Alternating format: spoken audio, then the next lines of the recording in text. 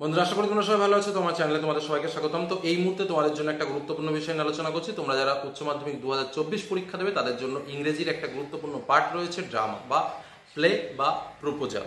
তোমরা জানো যে দ্য প্রপোজাল এখান থেকে কিন্তু তোমাদের পরীক্ষাতে স্বাভাবিকভাবে 3টে প্রশ্ন আসে, কিন্তু আমরা দেখেছি যে 3টে প্রশ্নের বেশি, অর্থাৎ প্রত্যেকটা কোশ্চেনে কিন্তু এক্সট্রা অরও দেওয়া থাকে।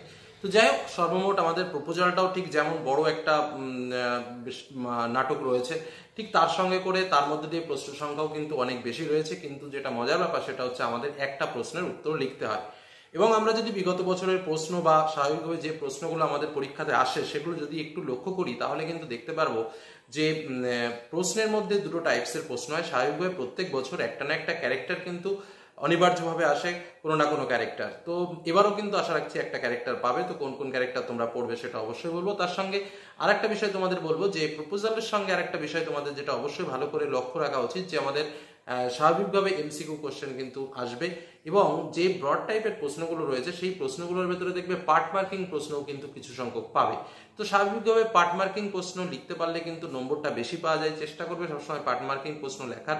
যে কারণে আজ তোমাদের সামনে যে সাজেশনটি তুলে ধরছি তার মধ্যে প্রায় 50টি এমসিকিউ প্রশ্ন, তার উত্তর সহ, এবং তার সঙ্গে আমাদের যে মূল ইম্পর্টেন্ট সাজেশন সেই সাজেশন সহ।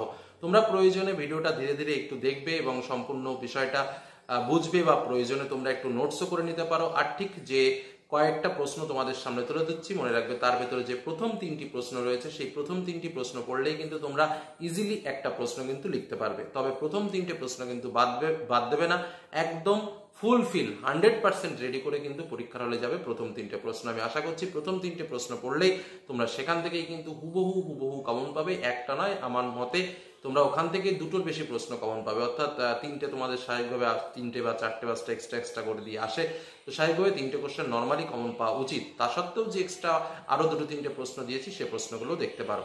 আর যে শর্ট কোশ্চেনগুলো তোমাদের সামনে শেয়ার করলাম সেগুলো কিন্তু অবশ্যই ফাইনালের জন্য রেডি করবে। ওকে, তাহলে চলো আমরা মূল সাজেশনটাকে দেখে নিই। ধীরে ধীরে তোমরা সাজেশনটাকে দেখে নাও, প্রয়োজনে নোটস করে নিতে পারো। তো যারা এখনো চ্যানেলকে সাবস্ক্রাইব করোনি অবশ্যই সাবস্ক্রাইব করে রেখো, এবং বেল আইকন অবশ্যই ক্লিক করে রাখো, যাতে এরকম আরো গুরুত্বপূর্ণ ভিডিও তোমরা দেখতে পাও।